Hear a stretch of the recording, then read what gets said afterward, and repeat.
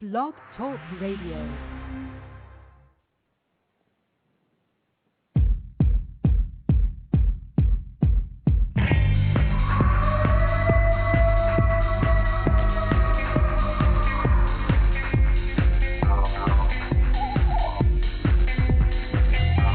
Welcome to Sasquatch Watch Radio with your host, Billy Willard, and the Blog Squatcher. Strap in, hold on tight, get ready, because it is about to go down.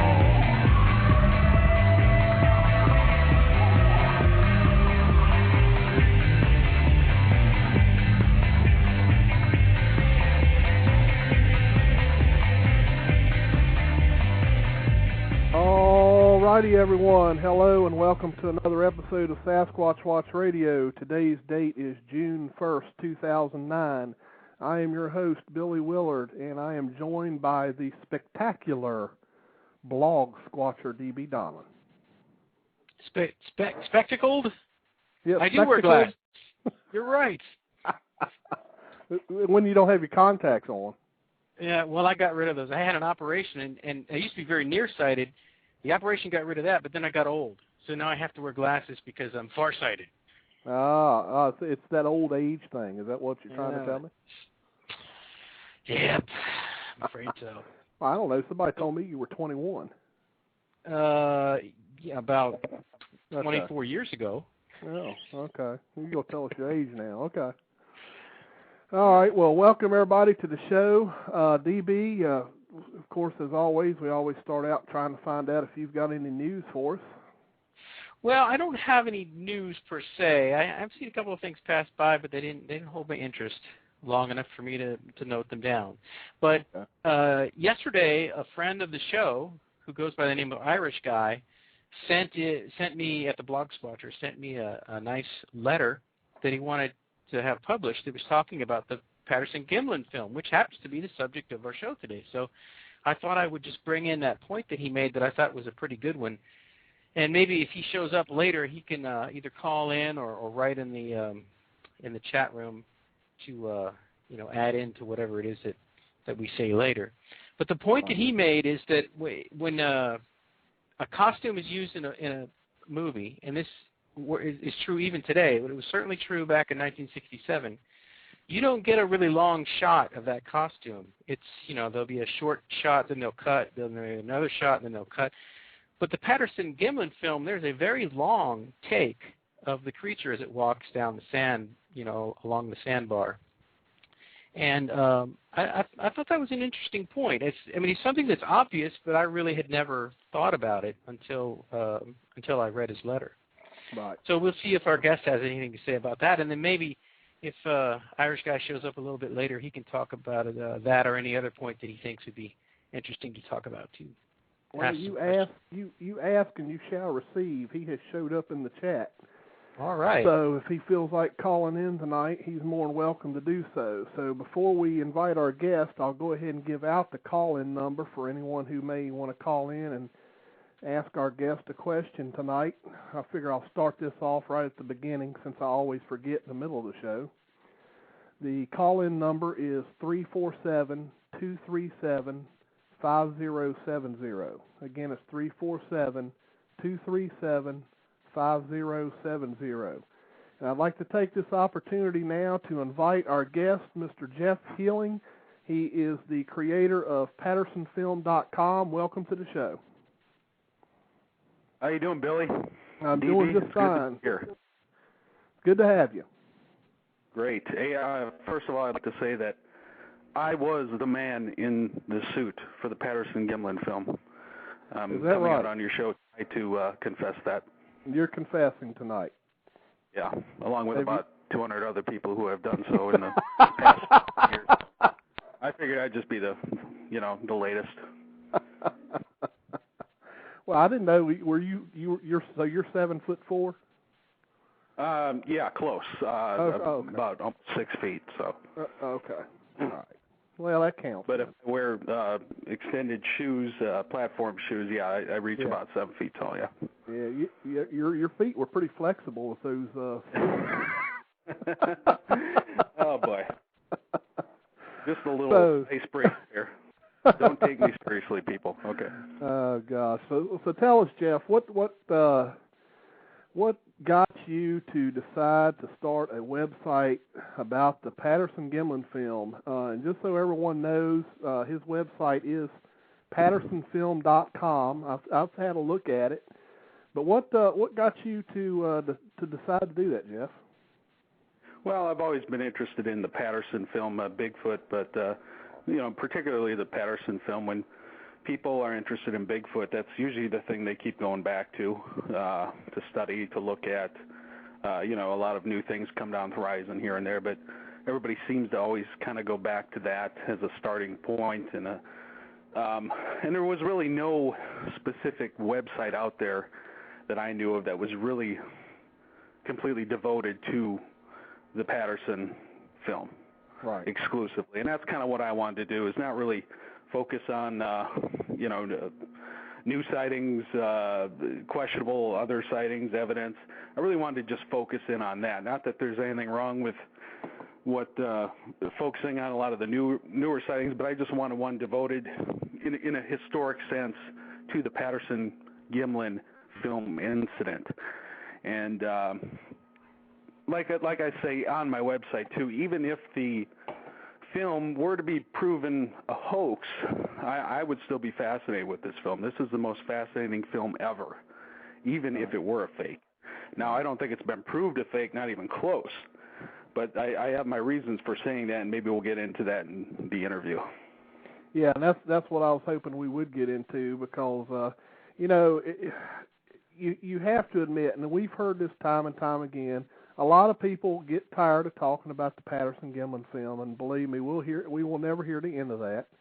However, you have to admit, for a film that was taken back during that time, to get a costume and to even think to put breasts on it, and to even think about putting some type of mechanics in the legs to make it appear to have a herniation or whatever you want to call it, that would have took a lot of forethought, and quite frankly, I just don't think it would have been possible at that time.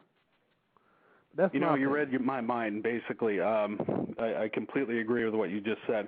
I don't think Roger Patterson, nor anybody doing such a, quote, hoax back then, would have the foresight of the technology coming down the pipeline in the next 30, 40 years, being able to analyze the film that he was making. I don't think he had any clue the amount of scrutiny and analysis that this film would be subjected to. Patterson film being the second most analyzed film of all time, second to the Zapruder Kennedy film. Right. So I don't think that nobody could have had that foresight, let alone I don't think Roger Patterson was the genius that I believe would have taken to create such a costume, like you said. Right. Yeah, and I agree. And DB, before I go on, do you have any questions you'd like to ask? Well, I haven't seen any come up in chat, so there are no chat questions, and I don't have any specific questions yet, so the soldier on there. Let's get some more good stuff out on the table. All right. I'm going to go ahead and ask it because it's kind of being discussed in the chat room. Jeff, I assume that you've heard some of the things that M.K. Davis is claiming that he saw in the film. What is your take on that, or do you know? Yes, I'm very aware of him. No, I think he did a tremendous work as far as his stabilization. I think he's to be commended for that. However, I think his theories on the Patterson-Gimlin film are probably the most bizarre theories I've ever heard of. There's a couple others out there, too, with similar type of theories, and something about a Bigfoot massacre. He sees a spine in the background and blood and bones, and claimed that it might have been, I'm trying to remember it, some sort of Bigfoot coming back to because it was some sort of a slaughter scene. I don't know. It was crazy. I don't find any validity to it whatsoever when you look at the film.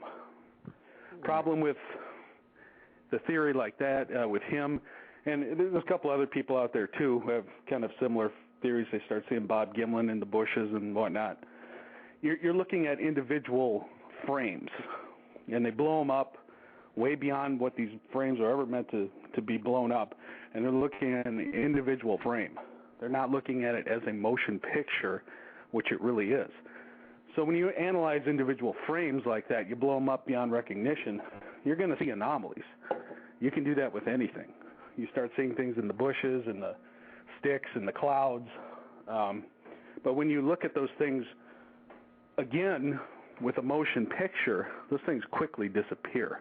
Right. There's really no, ultra weird secret thing going on with this Patterson film. I mean, it's that was the craziest theory I've ever heard of. So I do commend him for his work doing the stabilization, which was tremendous, which I think actually gave the Bigfoot Patterson film more credibility. Right. Yeah, he has. I mean, you have to give him credit. He's definitely done a lot of work on the film. But I mean, I agree with you. There is, and I'm not a film expert, so really, what I'm about to say is really just, I guess what you would call a beginner's observation. I mean, I remember the old 8mm films that we had when I was a child, when my mom used to film us, in our whatever we were doing, out Easter egg hunting or whatever. And I remember those old films, and I mean, you would see, like trash and little hairs and specks and stuff like that when you played it back, kind of like dirt on the frame or whatever. It wasn't like the clear DVD quality type videos that we have today. It's had a lot of imperfections in the film, and that's kind of what it reminds me of. Now, it would have been very interesting to find out where the original film is at, but from my understanding, unless you know otherwise, I've heard that has never surfaced. Yeah, I don't think it has. These things looking at our copies, second or third generation, and correct as far as the film anomalies that you do see in the old 8mm. This happened to be 16mm, so twice the size, twice the quality. Right. And now it's kind of an ironic thing, though. The 16mm film, in a sense, is better than today's technology. The digital, the videotapes that were being presented a few years ago, even the nowadays digital technology. The old film, in many ways, can be blown up without distortion, unlike a lot of the digital video being filmed nowadays on people's camera phones, cheap video cameras, things like that, unless you get into the real high-end stuff. Right. Right. So, in a sense, what Roger Patterson was using back in 1967 far surpasses the quality of the Bigfoot films that we're seeing today because of the equipment he was using. You're able to blow it up. Sure, you're going to get the dirt on the particular frames, little hairs, things like that you were talking about. But if you throw them aside, you can see the creature much better. If Roger Patterson had a VHS videotape, or if he had a, one of these digital cameras they sell nowadays, there's no way in heck we would even be discussing this, because that Patterson film, that creature was a far way away. Yeah. And a lot of times when you see the film today on TV, you're seeing something that's been blown up, 5-10 times what it really was. When you look at the original, that creature was way far away.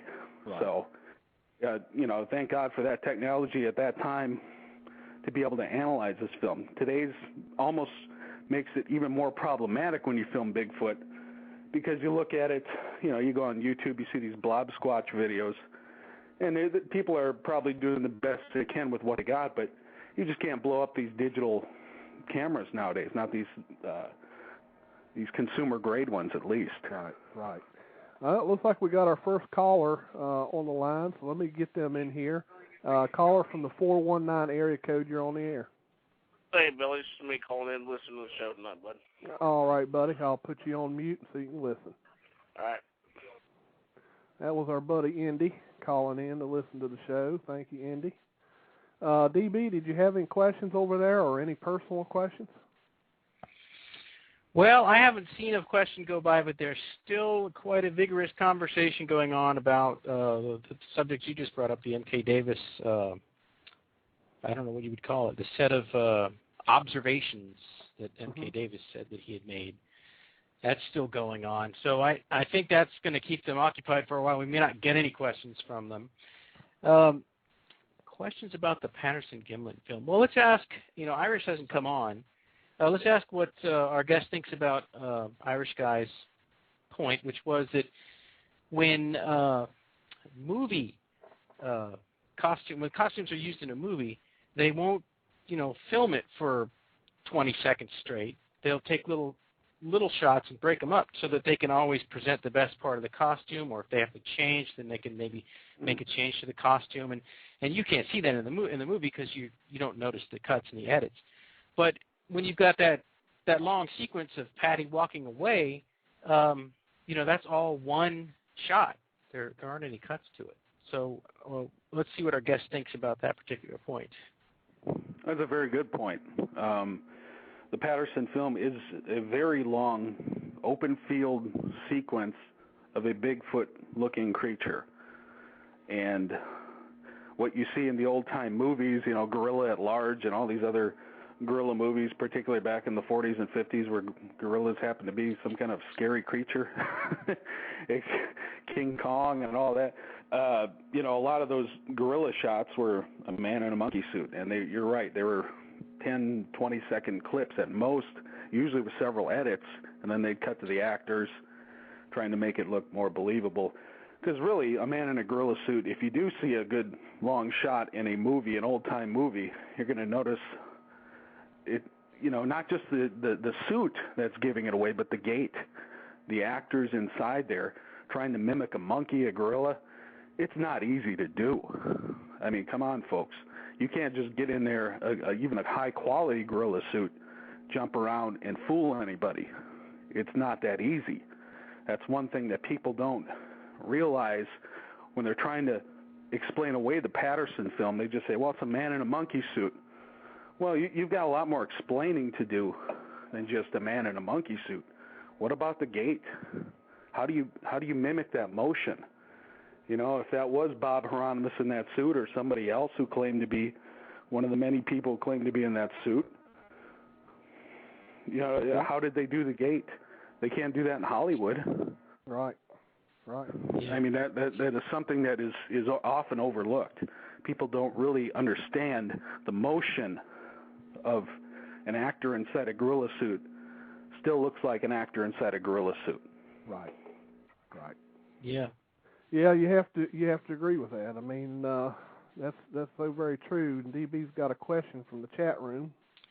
Yeah, Jim Footicus asked, have you studied the film frame by frame? I have not been privy to an actual copy of the Patterson film. So I would say no. Now, have I watched it several times on conventional means? Yes, absolutely. I watch it all the time, trying to look for something new, trying to figure it out.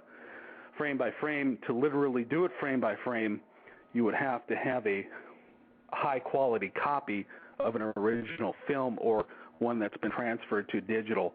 Preferably, though, to have one of the copied 16 millimeters to really watch it frame by frame. Because even when you go to digital, you start losing things that you could see in the original film, or the original copies of the film, I should say. So in order for anybody to really analyze it frame by frame, they really need one of the original copies of the Patterson film, which I believe at one point there were 3. Maybe you could help me with that, Billy. And I think a couple of them are pretty damaged, or one was pretty well worn. And, yeah, nobody really knows what the original is. Maybe when Mrs. Patterson, passes on, maybe they'll have an estate sale and they'll find it in their basement. Who knows? I mean, yeah. There's no telling what'll happen. Maybe something will come up when things, in the next few years. Well, I tell you, I've personally heard several stories about the original. For some odd reason, someone was saying that the original was somewhere in Florida, which I don't quite understand why. I've also heard the original was in possession of someone over in Russia. So who knows? I mean, really, I really don't know, and I don't think anyone really knows. But anyway, it's a good conversation piece. I mean, it would be really cool to find that original film. Yeah, I remember there was a few months ago, one of the guys who had the copies actually had it on eBay. I think it might have been a year ago, but he was trying to sell it for about $1 million, one of the actual copies. So, yeah. I mean, if I had $1 million to throw around, who knows, maybe I would have bought it, but, you know, one of those things, I don't know. The original, though, yeah, it would be interesting to see that. The closest, I mean, that would give us so much more clarity. It would answer a lot of questions. Some people say the copies have been doctored and altered. I don't know about that. Right. That seems a little far-fetched, but it could be possible, I assume. Right. We got a caller on the line. Let me get him here. Caller from the 815 area code. You're on the air. Hey, Billy. This is Irish. Hey, there he is, DB. You was looking for him. He showed up. Well, chat wouldn't let me on. The bloody thing was locking me out. So I thought DB muted me before I ever got on. Yeah, DB did that. I don't have the power to do that. It would have to be Billy or nobody. I am powerless today. Well, I had written DB, unfortunately, a very long rant concerning that costume that they supposedly, said they had done for the Patterson film, which it's just not going to work like that, lads. When you put someone in a costume, a bulky one like that, they're not going to have that kind of motion. They're just not. Right. Like I said, I've known a lot of guys who went to ape school to learn how to move like apes, and when you see them, they look like people in costumes trying to look like apes. Okay, all right. Now I got to ask you a question, Irish. Is there really an ape school? Yes, there certainly is. It's for people who are slightly short of stature, so JC, you're out. He doesn't need anybody to teach him how to act like an ape. Well, a great ape, yes. But no, there actually is a school for that, and the people that do that, they take rigorous training on it, because movement is everything in a movie. Right. You could spend hours and hours and hours on a soundstage alone, just trying to get someone to walk across the bloody stairs, or across a landing, or to step over a rug or something, and to have someone in the woods like that. And for the length of time the person was walking in a costume where he couldn't see very well, let's say, especially, if it's supposed to be Hieronymus with one eye, I mean, please. Right. Let's be realistic about this. And I said it, I'll defy the skeptics. I'll be right there with the skeptics, who want to recreate that, because I'll laugh at them, because it won't happen. Right. It simply won't happen. Right. And you saw the BBC ridiculous thing that they did. Yes, I did. That was so ridiculous that the suit wasn't even anywhere close. And yet a lot of money, Billy, went into that. I know. And that was a Hollywood costume designer that put it together. Right. So it didn't work. No. Not at all. I don't even know why they even, made, the color and everything. I mean, nothing was right about it. Because the costume designer had said that it looked like it was a cheap red fur. Because the original Patterson Gimlin film has a red tint to the fur, because that's just the natural fur that's on the animal. And of course he thought that you could go out and get the bloody stuff, and it was a horrible thing that they did. It didn't move right. The whole proportioning of the costume was wrong. The movement of the costume was wrong. The actor didn't really know what was going on. There was no preparation. You just put him out there and film it and walk away from it laughing. Right. Movie producers, and this is the other thing you have to remember, if you're going to stick your neck out for a costume or for a scene, you're putting a lot of money at work there. There's a lot of money riding on everyone that's on that soundstage. And for them to say, we're going to do this, and then it's going to take this, this, and this, and you're going to take a leap of faith, you're putting a lot of money out there on the line for a leap of faith, and most producers are not willing to do that. Right. No, I agree. I agree with you. And so for someone to say that Roger Patterson and Bob Gimlin took a costume and put it out there and made that brilliant piece of motion. I mean, the camera work, sure, it's sketchy at best, but still, the motion of the figure itself is flawless. Right. Flawless. Yeah. The odds doing that. Right. I mean, I agree. Do you have a question for Jeff Irish? Well, I think that I was just putting my statements out there because I'm a strong proponent of whatever the history of the film, whatever the history of the processing or any of that other stuff. I don't know anything about that because I've been sticking strictly on this fact that everyone says it's a man in a costume. Right. And I'm saying it absolutely is not. Right, exactly. What do you think, Jeff, about what Irish is saying? Well, I agree with Irish. It's just not that easy. You can put somebody in a monkey suit, try to modify it, but at the end of the day, you try filming it, it's going to look like a man in a modified monkey suit. Yep. And that's not what the Patterson film looks like. We've seen plenty of that throughout the years. It should be getting better, but they're actually getting worse. Yeah. So my other point, Jeff, was very simply that in 1967, what did they have, as a reference? There were no creatures of that type in an ape-like costume that stood upright and walked like a man. There was none of that before 1967. You simply didn't see it. You're What you saw was what the people were doing when you put a person in a monkey suit like that. They were apes.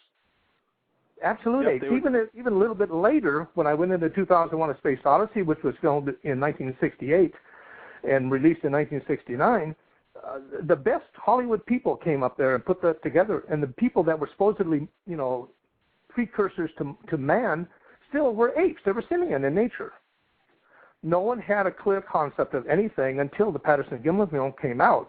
Then you started seeing, the Boggy Creek creature and all these other ones who were upright, walking, ape-like creatures. Right.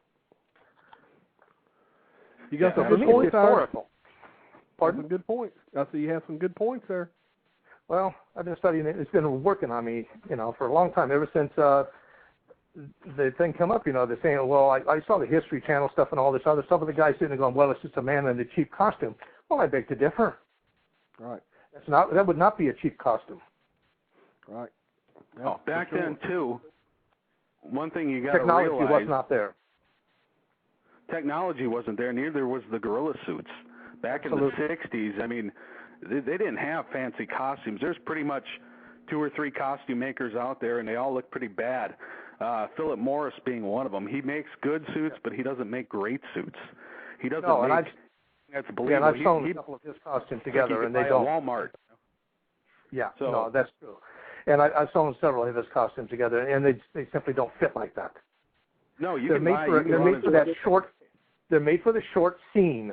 The very short scene from a camera from 14, 15 different angles. They'll take the same scene all day long to shoot camera angles to try to get something to piece together. That's what editing is all about. Right, and Philip Morris really isn't even made for Hollywood. His stuff's more for the consumer around Halloween time or at a party. It's really not up to par of even a cheap B movie. It's there's no way in heck. And another thing too is Philip Morris claimed to be this maker. Now, one of the interesting things, I think, by his own admission, if you think about it, he's basically saying that Roger Patterson made a better suit than he did. How can that be? He claims that Roger Patterson... not a special effects man. Oh, he claimed that Patterson ordered his suit and then somehow made it better than Philip Morris, who's a costume maker as a profession. So he's basically saying Roger Patterson's a better costume maker than I am. Because that's what he must have done if that story would be true. He would have taken his costume, altered it, and made it 10 times better. That doesn't make sense. All that he was doing was simply putting his name out there. He wanted the recognition. That's I'm the sure only he thing. was. The only reason he was doing that. He was a Johnny-come-lately in the whole story. He's a hack. I'm sorry. Yeah, his stuff, like you say, it's made for costume, parties. It's not for the professional world. No, not at all. And Bob Hieronymus at the beginning was saying that this costume was custom made by Patterson out of skinning a dead horse. A dead horse, right? Would move like that. Right. The real horse would move like that, let alone one that was put, like the costume. No, it doesn't look like a horse. horsehair is very stiff. It would be the worst thing in the world to make a monkey suit out of. Absolutely. Plus, you'd have the swarm of flies around you. I mean, in reality, that's what you would have. You would have a swarm of flies. Oh, yeah. You You're probably would. And, he said it stunk, and then next thing you know, Philip Morris is jumping on there. They're making a documentary. They put Bob Hieronymus back in another costume that Philip Morris drug out for him, and he looked like a high school mascot. That's what he looked like when he was walking around in this suit. And that's what he would look like. And that's what he would look like if he were put out in there on Bluff Creek, too. Only he would be falling and stumbling. And it'd probably be a little worse because it's back in the 60s and the costumes probably weren't quite as good as they are today. No, so, I mean, it's absurd to use this as this is the end of the story type thing. Now, I can believe that possibly it was the suit. But if you're going to make that claim, and you're going to claim to be the guy in the suit, you got to tell me how it was done. You got to tell me why we can see muscles in there. You got to tell me why it looks like he's about 7 feet tall. You got to tell me. They can't. No. They where did this costume come? It absolutely was not a costume, and there's no way it ever was. It's not. You couldn't do it now. You couldn't do it then. Exactly. It's simple. Yep. So I've taken up my platform, I guess, DB. I'm terribly sorry. That's quite all right, Irish. We're glad you called in. Good night, all. It's a very interesting show. Thank you very much. All right. Good night, Irish. Yeah, great to have you. DB, do you have any questions before I get to these other two callers? Well, there was one question from Evil 1176, and what was the question there? Have they ever shown the whole film on any of these documentaries that we see? Have we ever seen the whole thing? Now, when you say the whole thing, I don't know if he means the entire roll of film or if he means the entire Patterson film, because initially there was some footage taken off the beginning when they used to show it back in the 70s a lot. Recently they've started showing the longer version of that with all the stumbling around a little bit before that. Yeah. Wasn't there also a second roll, though, that has been missing for a while? Supposedly 3 reels taken, and you can actually I think you can actually go on YouTube and find some of the footage on there now of some of the previous footage before that film. And it just basically consists of horses riding around in the woods. Now, it would be interesting to see the reel in its entirety to really see what was before that. And that might lead us to more clues, I believe. Right. Instead of just seeing something that's allegedly on the same reel, and you don't know when the context is, when it was taken. Because he'd been filming his film for a while, right? He had the idea to make a documentary, and he'd been filming for a while. So if something shows up before you don't know how long ago that was. It might have been the previous day. It might have been 2 weeks ago. Right. He was making a documentary, and it is amazing. The last part of the last reel he had last minute, he catches a Bigfoot. Another interesting thing about back then is he had a one take. He got this thing on the film as a one take. Not like today where you can have a videotape or digital recorder and you can make as many takes as you want till you think you got it right. This is pretty much, bam, there it is. Yep. And he got it. So that is the most amazing part to me. This wasn't something that had several takes or been erased several times with like videotape or digital. This was something you had to get right with one take. And to me, that's amazing. And the thing is, it was shot from such a distance back then, it could have gone either way. But the thing about this film is, the more it's been analyzed, the more it holds up to the scrutiny. Yeah. And that tends to lead you towards not being a fake. If you have a counterfeit $20 bill, well, it might look good enough at first, but then when you put it on the microscope, you can see very clearly then, well, it starts to break down. This is obviously a fake. Right. Well, the more the Patterson film's been analyzed, digitized, stabilized, the more intriguing it becomes. Right. And things just don't work that way when they're hoaxes. That's why I'm leading, I believe about 80-85% that this is a real deal. Right. All right, let me get to these callers. First caller I'm going to take is from area code 662. Yep, that's me, Billy. That would be Henry May. How you doing, Henry? Yeah, doing just fine. Of course, I've seen Jeff's website, and it's great. The website is terrific. I just wanted to add that, Philip Morris actually was the one that claimed, or not, he didn't claim it, I should say. It was claimed by those in Hollywood that, not Philip Morris, John Chambers, that John Chambers had created the suit, but the thing is, somebody told me, I think it was Bill Munns might have said it, because he was at the Yakima Bigfoot Roundup a couple of weeks ago. He said that it was either him or somebody else I talked to that said that the thing with John Chambers was he could only make suits. He was not expert with putting hairs on suits. He could make the basic mold and everything and the makeup, but he was not good with putting hair on suits. He was not a hair expert. He had somebody else do the hair. Right. For like Planet of the Apes. Right. For those suits. Right. But he basically could do the mold. He could do the makeup and all that. Right. And of course, Bobby Short asked him in 1997. Went to his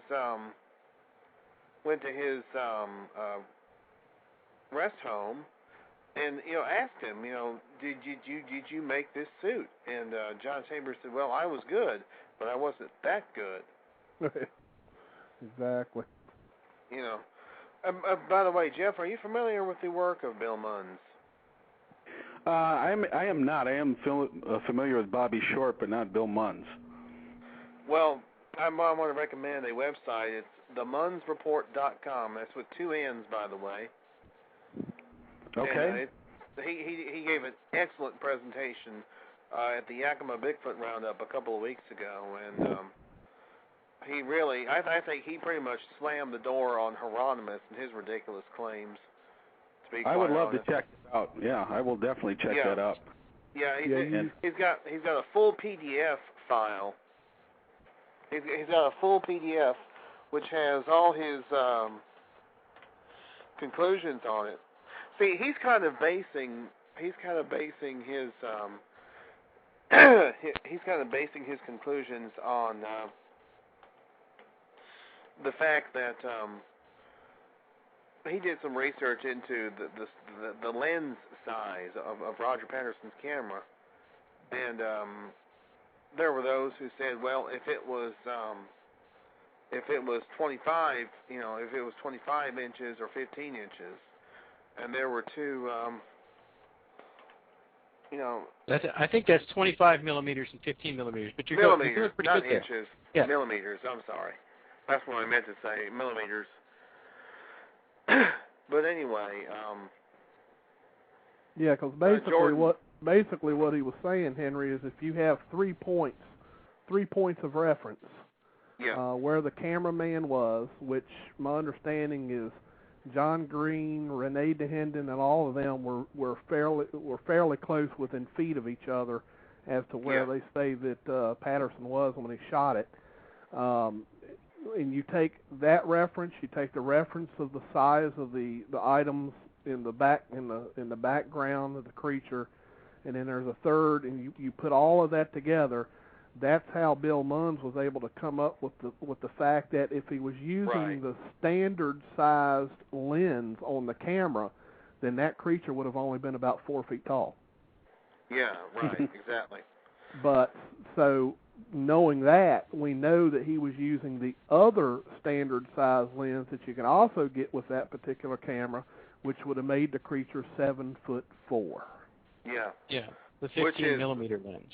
Right. Yeah, which closely matched the NASI report, North American Science Institute, the Jeff Glickman report. Right. That height, those heights, kind of matched up together. Jordan had a question, interesting question. Does anybody know if Bob Hieronymus has been interviewed on Blog Talk Show? Well, yeah, he's been on Tom Biscardi's show a couple of times. He was also on the X Zone a couple of times.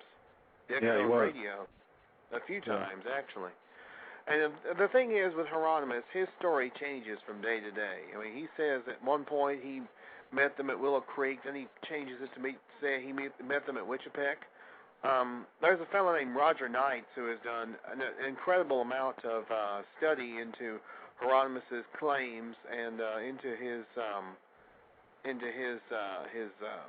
inconsistencies and contradictions. In fact, I got a full 43. He put together 43 points, which show Hieronymus's contradictions. Like, I can't remember the name of it. I've got it. I got a copy of it. He was at the Yakima Bigfoot Roundup, and I got a copy of it, and it's pretty damning as far as Hieronymus is concerned, whether or not he's telling the truth, which I don't think he is. Personally, I think the man's a 5'10" alcoholic loser, liar. well, thank you for sharing your opinion. Just a small disclaimer. D.B. Donlin, Bog Squatcher, and Billy Willard in no way reflect the thoughts of Henry May. Thank you. Yes, the opinions of Henry may or may not reflect of Sasquatch Watch Radio and its myself in that too. I mean, look, I met Bob Gimlin. If he's a liar, then everybody's a liar, and he fooled me. That's for sure, but I don't think he did. I don't think he's a liar. I don't think he's fooled anybody. I think he's telling the truth. Right. No, I agree with you. I mean, it was obviously that's the first time I've ever met Mr. Gimlin. I can't say enough about the fellow. I mean, he's just the nicest fellow. And even when you talk to people that have known him for years, and there were plenty of people there that's known him for a very long time. I mean, they're even writing a book, a biography about him because, he's done. They don't want him to be remembered just for being the person that was there during the Patterson-Gimlin shoot. They want him to be remembered for all the things he's done for other people, and I think that speaks volumes of the type of guy he is. I have no reason to believe that Bob Gimlin's making up anything. I agree.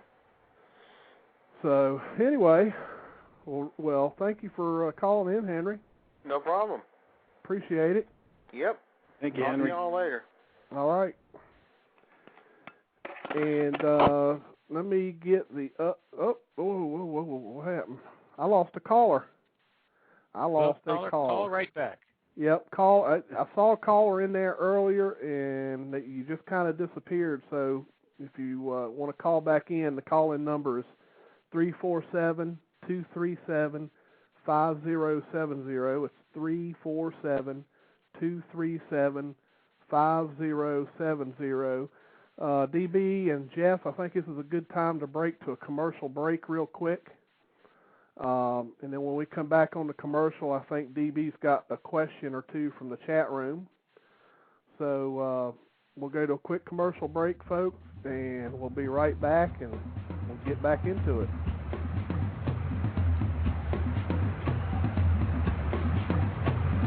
You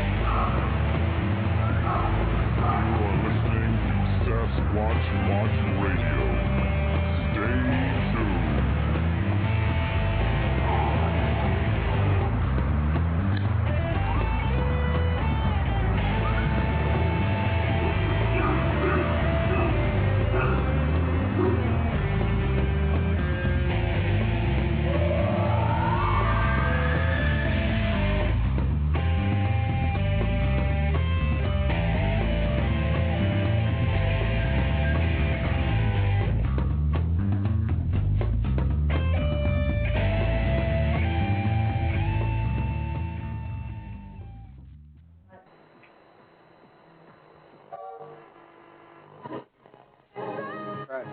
Are you tired of the same old boring radio? Looking for something with a bit of an edge? Then sit down, strap in, and hold on tight, for you're about to be taken beyond the edge. 5, 4, 3, 2, 1.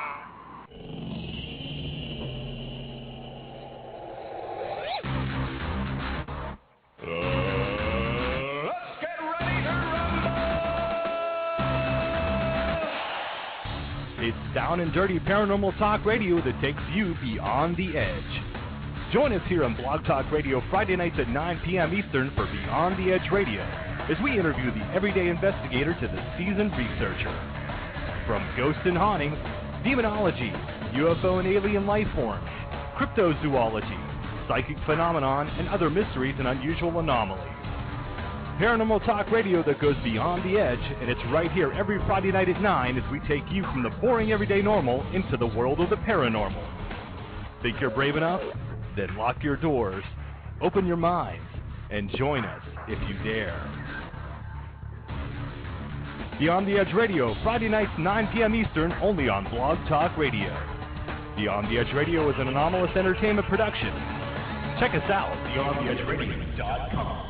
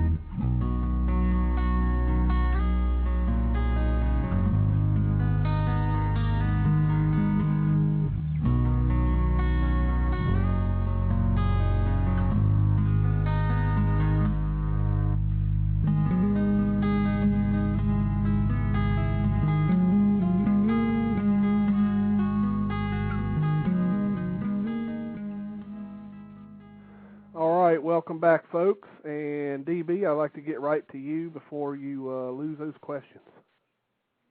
Yes, I do need to correct myself because I didn't say one of the questioner's names right. It should be Eve 1176. So my apologies to Eve.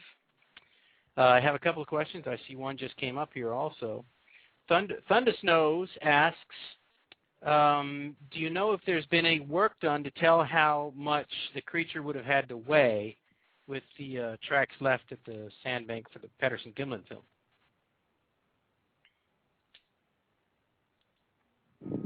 Are you there? Yep, we hear you now. Okay. Well, I believe that a lot of the consensus weighs the creature in somewhere between 600-700 pounds, depending on who you talk to. Now, how they come to those conclusions, I'm no expert when it comes to weight and footprints and whatnot, and you'd have to calculate the density of the sand and the soil that day and the wetness of it and all kinds of crazy mathematical formulas. But I think that's what the so-called experts weigh them in as, the Patterson Bigfoot, that is. Right. We got another one. This is from Jordan Warner, and he wants to know, why do you think that there hasn't been another film that's as good as the Patterson-Gimlin film of a Bigfoot since the Patterson-Gimlin film? Well, again, I'll go back to the technology, basically, and what people are using nowadays. Nobody's going to go out there with a Kodak 16-millimeter film camera, put the film in it. I don't even know if you can get the film anymore. I think they stopped making it unless it's just for, the higher-end movie companies. But nobody uses it. Even if you could use it and buy it, who's going to go out and do it? That stuff's very expensive. It's expensive to develop. You get a much better product out of it than a VHS camera or a digital camera nowadays. I mean, go out and film stuff. Try blowing it up. You're not going to get very good results with it. If you're filming a wedding or kids playing out in the yard, things like that, that's one thing. But you're trying to film an elusive creature with the equipment they have nowadays that most amateurs or even sightseers get a hold of. I mean, there's no telling what they're filming. It could be a hoax. It could not be a hoax. A lot of that stuff gets thrown on the ash heap of who knows, who cares. A lot of stuff you see on YouTube, nobody pays attention to it because the quality just isn't there from the old 16-millimeter footage. So filming a Bigfoot nowadays it's really going to just leave people shrugging their shoulders, if you ask me, unless it's some very incredible close-up footage that's as clear as day, which we haven't seen since. Right. They were in an open area. They had really good film equipment. It was filmed far away, but the type of film, once again, 16mm Kodak film can be blown up quite a bit, as we've seen. Right. And you get a very good picture of what it is. And now that M.K. Davis has done the stabilization, it looks even better. It looks even more real. If after he did the stabilization, that if it was a fake, it should have made it look more fake. I think anybody would say it looks more real than it originally did. You take the shakiness out of it, that's no longer a factor. Yeah, I agree. I mean, it looks you're able to see really what's going on there, and it was after that pretty much that everybody started noticing the other features, like the possible herniation in the leg and stuff like that. So yeah, these are modern day things. The more we've been able to analyze it, now we've digitized it. Now digital photography is a good thing, right. But just what your average consumer out there has their hands on when they're out filming things or happen to catch a glimpse of something, the technology just isn't there compared to the old analog 16mm film. You actually get better results with it than nowadays technology, and that's why we haven't seen anything so good since then. That's the only thing I could say. And possibly, too, we don't know how many of these creatures are. There's people estimating there's thousands of them out there roaming around. There may or may not be. There might only been half a dozen out there. They could have been dying out, becoming extinct for years. We don't know that. Right. Okay, I know. I now know why they're giving you a bunch of questions, DB. Why that? Well, I saw a comment in the chat room that they don't want to hear from me anymore. They want to hear from DB Donlin. So. That's just somebody's pulling your chain. So go for it, DB. Well, I was trying to write this down. Do you know that this new chat will not let you scroll up and stay up there? I know. I noticed that, and it makes me angry. Yeah, all right. Bill Green Bigfoot says, are there game cams in the Bluff Creek Forest area? I'm not sure that any of us would know that, Bill. That's a good question, though. Question for someone who is near Bluff Creek. There's a question if I could just scroll a little higher and it would stay up there. Good Lord, this is driving me crazy. Yeah, I don't know the answer to that either. And Jeff, you don't know if there's any trail. No, I don't know anything about what they're trying to do at Bluff Creek nowadays. That'll be an interesting thing to put out there. But once again, you'd want to have some sort of a good quality film that you could actually blow up and not a cheap digital camera or a cheap even analog camera. You don't want to have something fairly high quality if you're going to do something like that, because whatever you get on camera is going to be scrutinized to the T. Right. All right, DB. What else you got? You have to freeze the scroll, somebody says. I don't know how to do that. I'm still trying to scroll up here where that thing was. Yeah, I think he was talking about you got to put your cursor, I think, on the arrow. I know it's still jumping around. It's still jumping around. It's not working. Yeah, it jumps around. Hit the up and down arrows. Well, now it's moving like an what do you call that? Like when the snows move, from the north to the south. What do you call that? A glacier. It's moving at a glacial pace. Yeah. It keeps bopping back to the bottom. All right, somebody did put up a good question, but I can't get to it. So if you have asked a question and I didn't answer it, it's not because I didn't ask it. It's not because I didn't want to.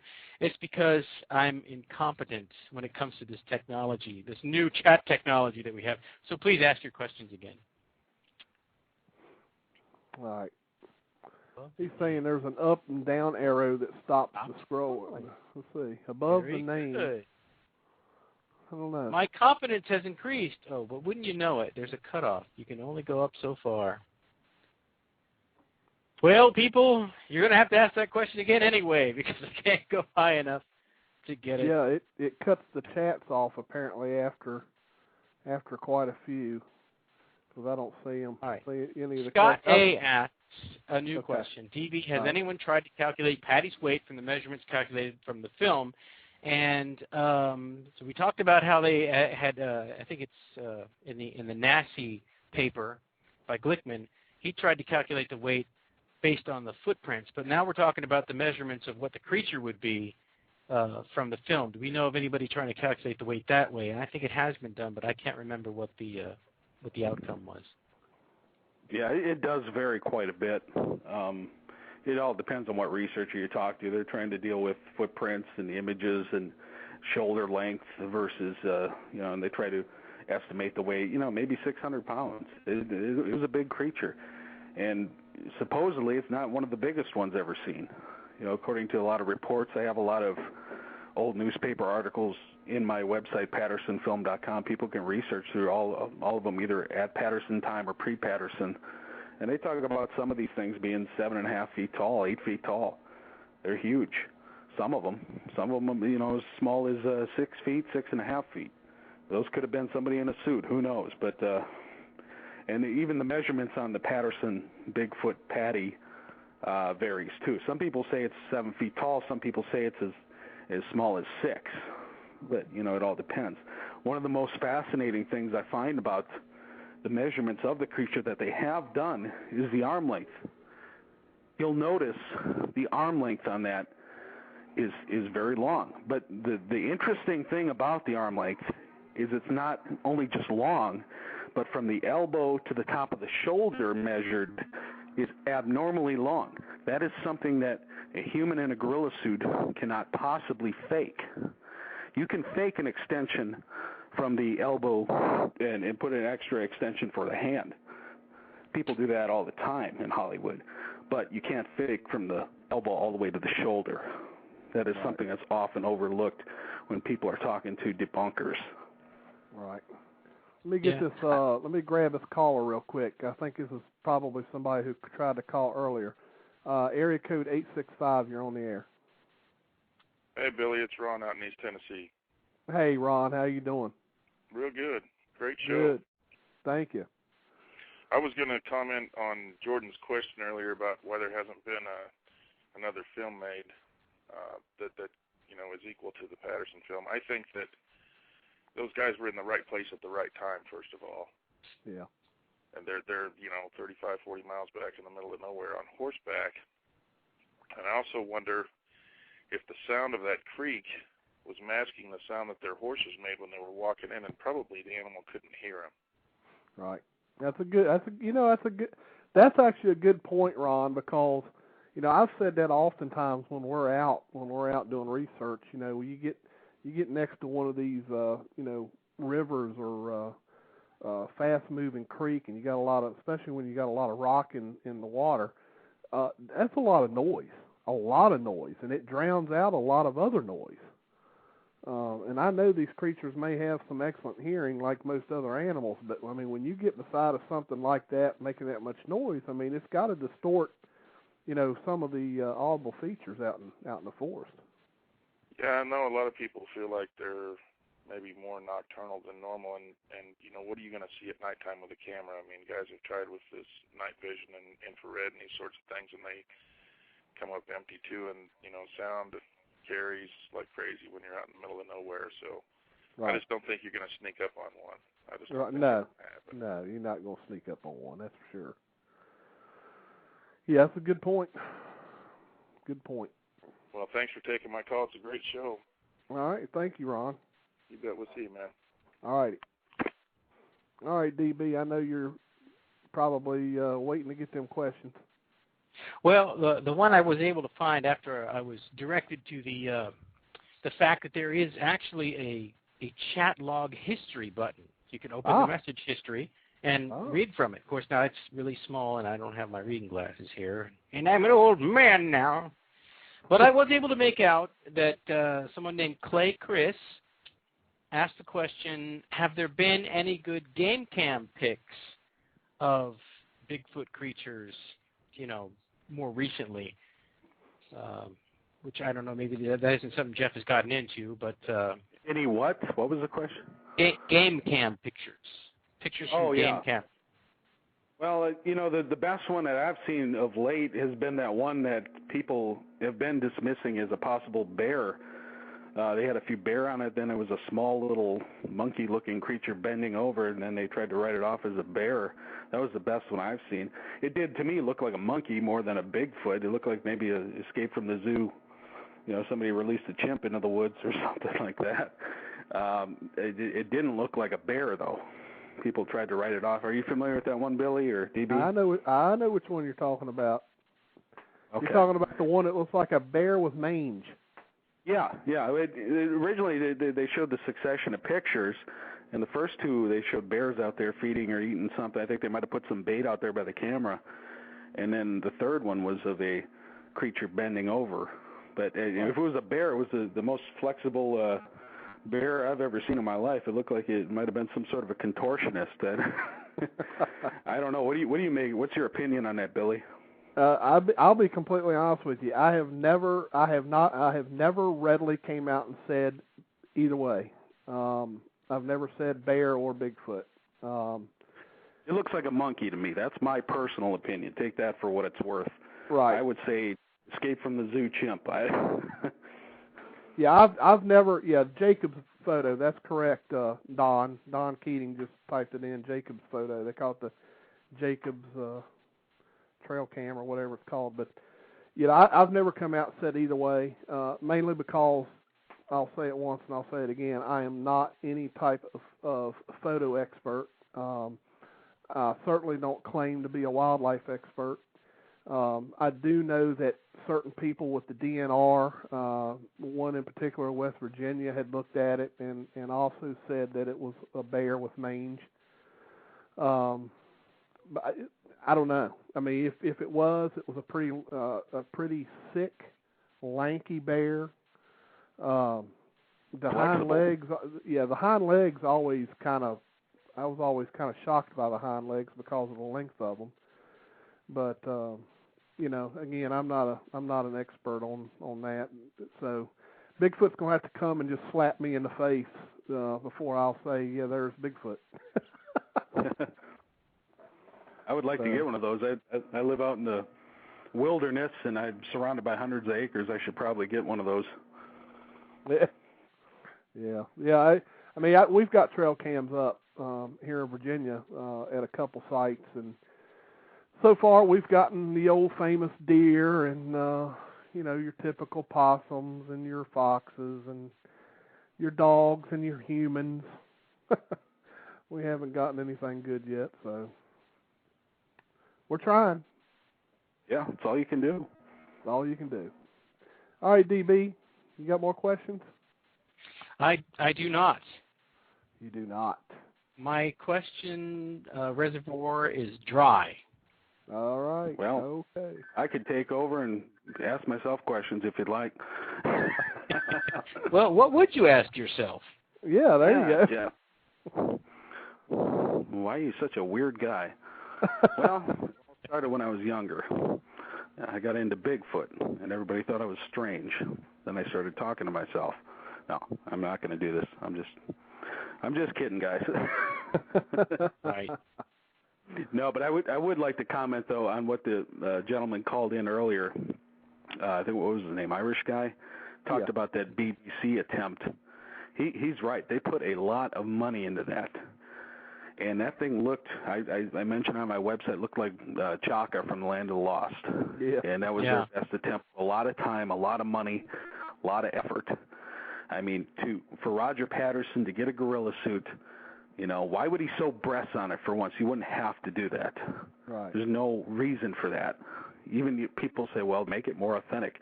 You can't retrofit stuff on a costume. It's not that easy. I don't know. People don't think these things through when they just try to dismiss these things.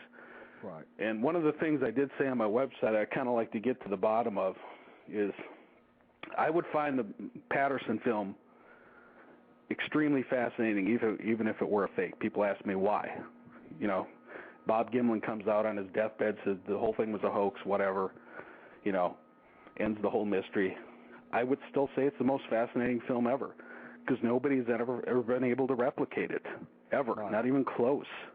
Right. I mean, it's like a magic trick that nobody can figure out how it's been done. If it was a fake, it would be actually more fascinating than if it were Bigfoot, believe it or not, in my opinion. That, to me, it would.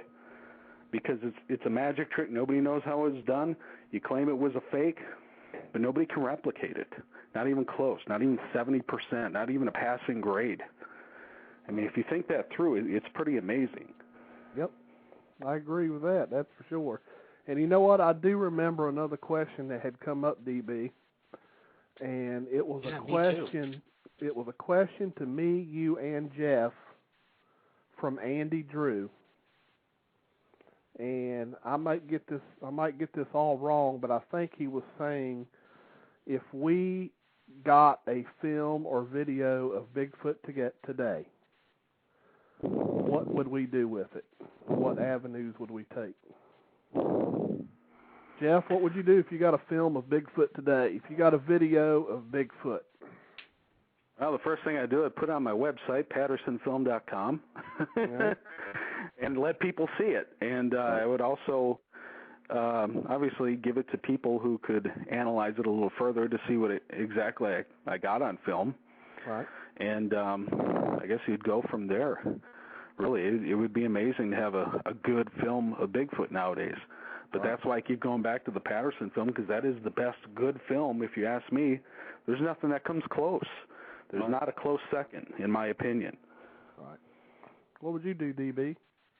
Well, that's exactly what I would do. The first thing I would do would be digitize it, upload it to like YouTube, and then, put it on the blog Squatcher, so that everybody could see it. Right. And after I had done that, I would think about who would be best to analyze what was on the film. Right. Right. Now, one of the things I don't think none of us are going to make $1 million off of this the video. And I think that's probably what a lot of people are thinking is would you run out and put like some kind of a patent or not a patent but a copyright on it or whatever. But I've always thought that it's good to share everything that you find and get it out there. And I think I have to agree with the both of you. I think that I would post it up. Now, certainly, unless it was one heck of a good video, I would never come right out and say, hey, it's Bigfoot, boom, there you go.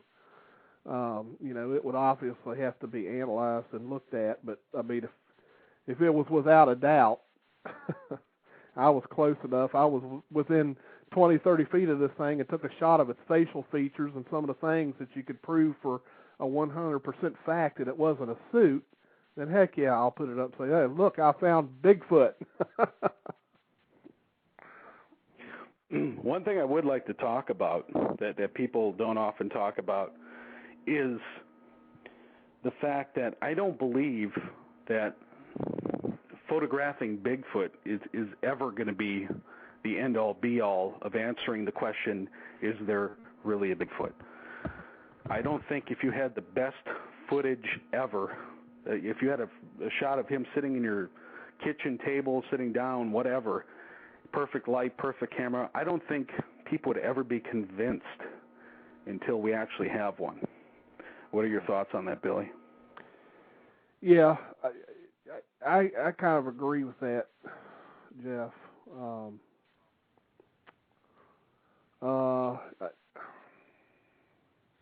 Well, I think you probably have a percentage of people who would be willing to take the evidence of a really, really good film, where the Bigfoot's really up close. There's enough movement, enough going on that you can tell that it wasn't a guy in a costume. It wasn't a computer-generated graphics. I think a proportion of people would be convinced by that, but you never would get 100% convinced by that. But there are also going to be some who wouldn't be convinced by the first body you find either. Right. But yeah, I agree with DB. That was a good point too. About, in particular, if you got a video and you were close enough to this creature to where you can see the flexibility of the fingers, each joint of the fingers. You know, anyone in a suit is not going to be able to have perfect flexibility of a hand in a suit. You know, and face you know, the muscles in the face, or, you know, catch a video of one eating or something. I mean, if you got something like that, you would have something. I still think there'd only be about 50 or 60% people who would believe it was authentic. To be quite honest, I don't think even the best footage, best pictures, best video would ever convince people that there actually is a Bigfoot. I'm thinking there has to be one captured or found dead, and that is the only way to actually authenticate Bigfoot in the world, really. Right. I'm not saying you have to go out and kill them, but at the same time, you know, there are some people that are, you know, against even trying to tranquilize one. I don't know what your position is on that, but it's one of those things that Bigfoot people have different, very strong opinions on, and I don't think we're ever going to get anywhere, though, with just taking pictures. Pictures are good, but they're never proof in the Bigfoot world, if you ask me.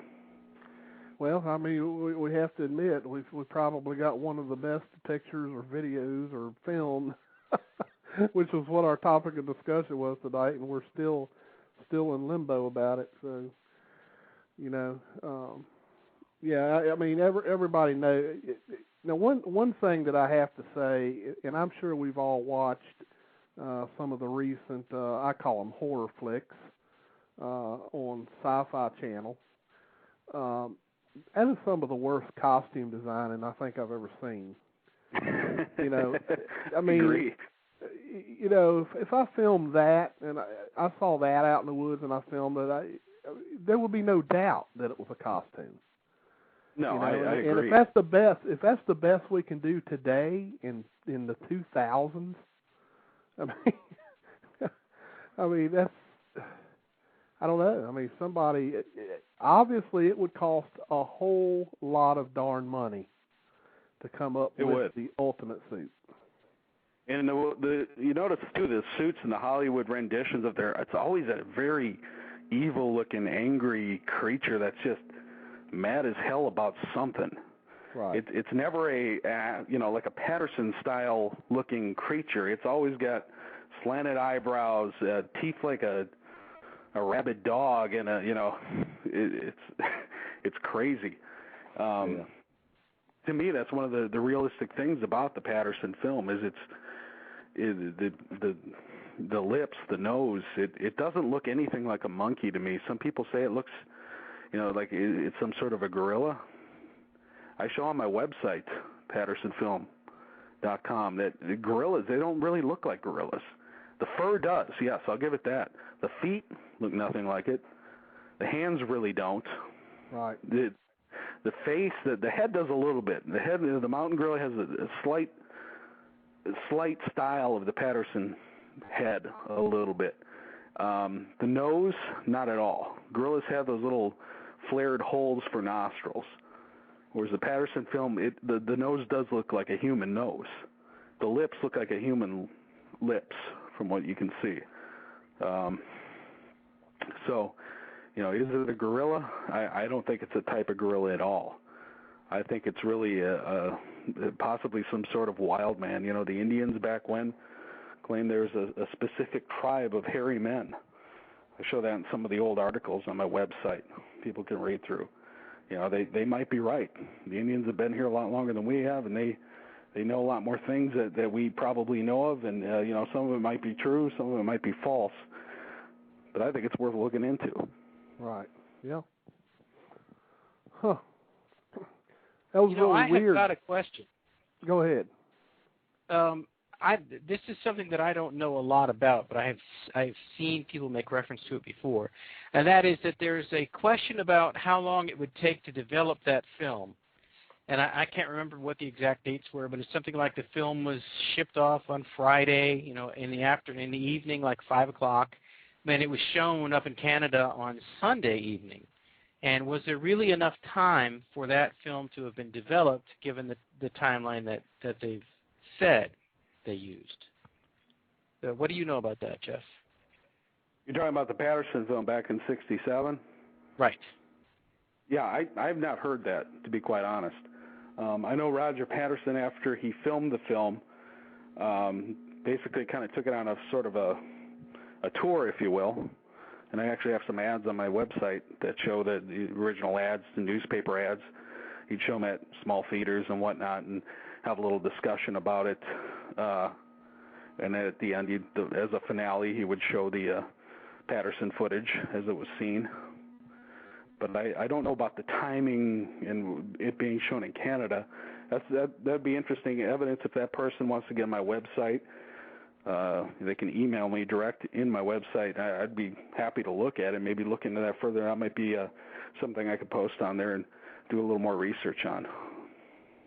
I'm actually in the midst of writing a book on the Patterson film, and that could provide some really good evidence. Yeah, I can't remember who it was that said that had happened. That it was a very short turnaround time. Gosh, it's just not coming back to me. Maybe somebody in the chat can remember that. There was a question that just went flashing by in chat. Let me see if I can get it. Ask Jeff what he thinks about... Hey, well, you know what? I'm not asking this question because this is from Creature Seeker, and he's called Hugh again. So because he did that, we're not asking his question live on the air. Oh, man. See, look what you done, Bruce. Now, see, now question? you got to make up. You got to make up. A measure of how embarrassed he is that he didn't realize that my name wasn't Hugh the first time that, he called in when Hugh was there. Of course, my name has always been DB since the beginning of the show. It wasn't Hugh for a while, then I changed it to DB. So Short for decibel. that's also, you have to ask, how perceptive is that Creature Seeker guy? Or what, you might also ask, how important am I to him? All right. Well, that's enough joking around. Jeff, back to you. You know what? I think we got some callers. All right. Let me see who we got here. I'm not sure. This might be Ron again. 865. Is that Ron? Is that you, Ron? 865. No, I guess not. How about? Okay, well, I don't know. I don't know. That number just popped up, but there ain't nobody there. So, okay, proceed. You Maybe may proceed. It was Bigfoot. It might have been. May have been. So, okay. DB, where were you? Oh, I was trying because Bruce won't ever say my name right. Oh, okay. All right, Bruce, so you got to make up the DB if you want him to ask your question. He's not going to ask it until you... Is DB short for decibel? No, those are my initials. Okay. That's all that stands for. Just wanted to make sure. Billy, I was just going to ask you a question. Have you ever actually personally had a Bigfoot encounter? My encounter stems from my wife heard Bigfoot one night when we were living in North Georgia mountains. Her name's Tatiana, and she heard him, and she wasn't a believer. And I played her the next morning. I wasn't around. Played her some animals that were frequent in the area. And then I threw in a Bigfoot sound. She said, That's the one. I didn't tell her what I was playing. Right. And sure enough, she said, that's it. I said, well, that was a Bigfoot, allegedly. And that was my only encounter with a Bigfoot was through her hearing it. I didn't know if you had any personal sightings, hearings yourself, and I was just curious for my own information, what if you've ever had anything personal happening, or DB. I have not had anything that I will call a sighting. I have seen some things, but due to distance and obscurity, I'm not ready to call it Bigfoot, obviously. However, I have experienced a lot of strange things that I can't explain and others can't explain, such as strange disorientation, in the woods, which a lot of people seem to factor in with infrasound. You know, whether or not that's true or not, I don't know. However, probably one of the most freakiest things, and I'm sure Creature Seeker is getting ready to enjoy this because he loves it every time I talk about it. When I was down in Texas, we were down in an area in Paris, Texas, and we had stayed down there for quite a few days. And on the very last night, I believe that I was grabbed on the leg by one of these creatures. Really? While I was sleeping in the tent. It's a long story. Basically, it was me and one other fella in the tent. We had a 2-compartment tent. He was in the back room. I was in the front room. I was sleeping on a cot. He was sleeping on an air mattress. He remembers hearing something walk up to the tent. He remembers seeing something silhouetting the tent, grabbing the tent, shaking it violently by the poles. Apparently, I was asleep during this whole incident. He also remembers me snoring and something outside the tent imitating my snoring from the outside. And this was all things he experienced while awake. And then I remember something grabbing me right above my right knee and squeezing pretty hard enough to where I tried to pull it off and couldn't get it off. And took both of my hands around it, tried to pull it off, couldn't get it off, so I just balled up my right fist and hit it, and it let go. I don't know what it was. All I remember, because I honestly thought it was a nightmare the next day, the morning when I woke up, I thought I'd simply had a nightmare until I stood up and felt a pain in my leg, and I pulled my shorts down and saw the red mark above my knee. So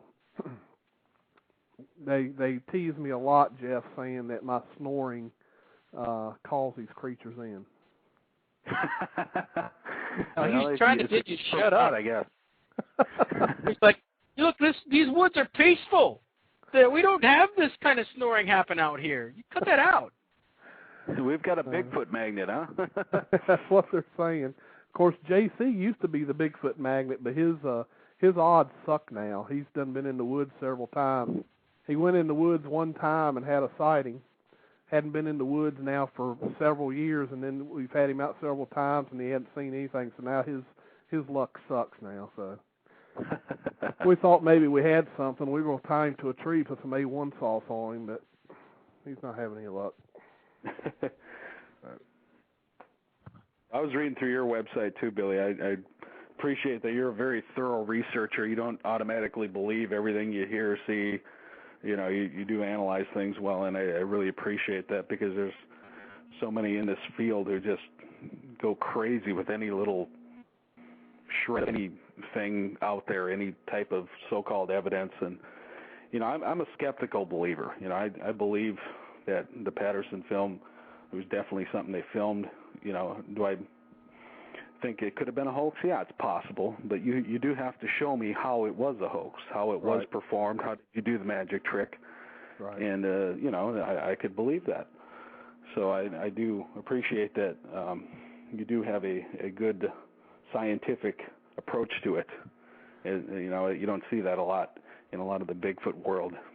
Well, I also have a great group of members in my group that, you know, I certainly can't take all the credit, because I have probably some of the best members, in my opinion, that anybody could have, and a couple of them do have a scientific background, and they work in the field of science professionally, and without them, you know, I depend on them a lot to analyze things, because, you know, I just don't have the expertise that they have. So, you know, everybody that's in my group, they all know it, because I tell them all the time that I couldn't do it without them. So I don't get all the credit. All of my members get the credit for everything that we're working on.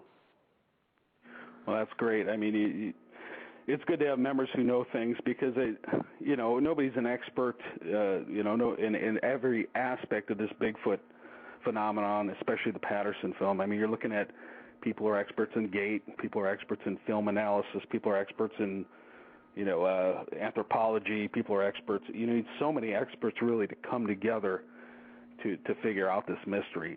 It's not any one type of person who can figure this out. I mean, you need people who are experts in logic, history, evaluating stories like a detective, basically. So there's so many different people that could be useful in figuring out PattersonFilm or any other type of Bigfoot mystery, really. Right. And to answer D-Law's question, that was the first thing I did when I got up, D-Law, was get out of the tent and look around. There was morning dew on all the grass. I saw no disturbance whatsoever in any of that grass. I mean, when I walked through it, it knocked the dew off the grass. So apparently whatever had happened must have happened, a couple of hours prior, because there was no disturbance in the dew on that grass. There were no footprints around the tent. I checked the fence line where I figured the thing came from. There was a fence line, a barbed wire fence line. I checked it for hair. I checked for footprints where something had crossed. There was some disturbed soil there, but no prints. But I couldn't find anything at all around the tent. So, DB, did you have any other questions? Well, D-Law just asked, did you look on the tent itself? I looked at everything. You could ask, Tom was there. Tom was the second person in the tent. I went outside the tent, and I was out there for probably over an hour looking at everything, because, Tom had told me that the tent was shook, so I was looking at the poles. I was looking where the poles go into the other, where they connect together to see if any hair would have got caught in that. I looked everywhere. I was trying to find some evidence to back up, what he had seen, what he had heard, and what I had experienced. And I could not find one single thing. It did not bruise my knee. It simply left a large red mark right above my knee. It wasn't a bruise. It was just very red and sore. I don't bruise very easy. I hit myself all the time, and I don't bruise because I'm very dark complected. I got some Cherokee in me, so I've got dark colored skin. But anyway, we've got 2 minutes left of the show. First of all, I'd like to mention that next week we will have Scott Harriet joining the show. So we will have him on the show next week. And Jeff, I want to thank you thoroughly for coming on the show. I appreciate it. Enjoy your website, and I'm sure everyone else will too if they check it out at PattersonFilm.com. Hope you had enough time here to really talk about everything you wanted to cover. Oh, yeah, it's been a great time. I'd love talking to you sometime in person, maybe privately, just discuss some things. You're great people to be with and to talk to. You have great insight and knowledge, and I appreciate your website as well. My website, PattersonFilm.com, I'm going to be updating it again soon, so if you've been to it, visit it once in a while. You're going to see new stuff on there. I just haven't had time to update it lately, but in the next month or so, there should be some pretty good updates on there, some neat stuff for people to view, and some research material that is pretty exclusive. So, yeah, anytime, give me a buzz, Billy, DB. It'd be good to hear from you. And we could chat through, some other stuff, maybe hook up again sometime. Sounds good, Jeff. Thank you so much. Hey, Sounds great. God bless you. Everybody, take care. Thank you. Yeah, thanks for Jeff. being on the show. Thank you. All right. Bye-bye. Chalk another one up, DB. Yep. We got about a minute left. We got a minute left. I guess I better answer D-Law's other question. I was not close to any trees, D-Law. We were approximately 50 feet away from that fence line, wood line. So there was no trees directly above the tent. So it would have had to have walked over there. In addition, Tom said that he remembers hearing heavy footsteps coming towards the tent, so we know it walked over. I wish I could have found evidence, but you know how that is. Well, DB, thank you for another great show. Well, thank you. I'm going to have to let you talk more often since everybody wants to hear you now, you know? I believe that we saw that from one person. I only saw it scroll by for a second. Somebody just yanking your chain is what they're doing. I would imagine you probably get, for every one of those you see, you probably get about 10 private messages saying, would you please shut that DB up? No, actually, everybody thinks you have the perfect radio voice. Honestly. Really? Well, that's right. My radio voice is quite pristine and lovely, I admit it. Oh, my goodness.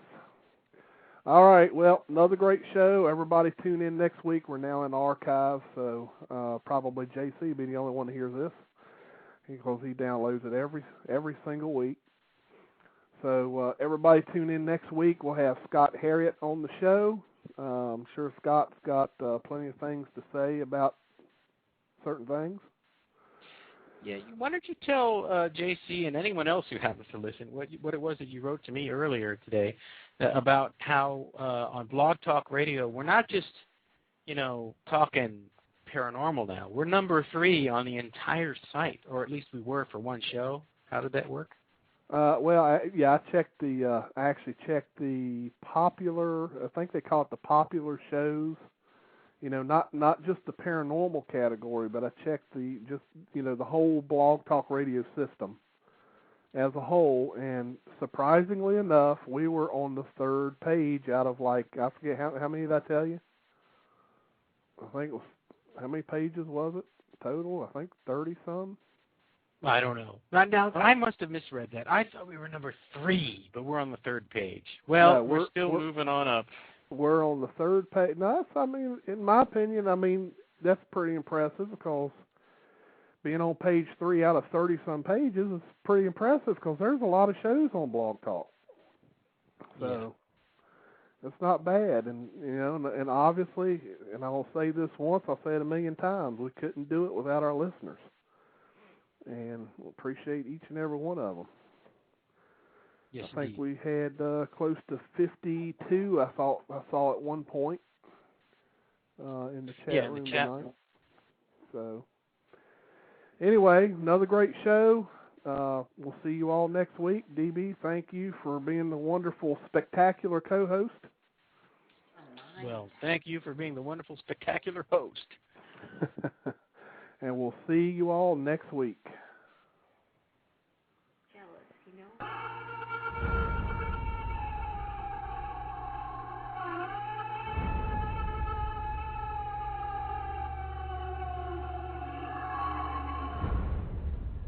A legend silently stalks the forest around the world, leaving giant man-like footprints in its wake. Skeptics scoff, while the true believers search for the answers, and those who have seen it will never forget.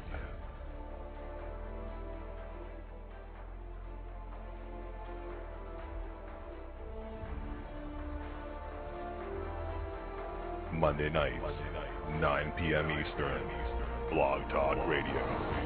Billy Willard and the Blog Squatcher present Sasquatch Watch Radio.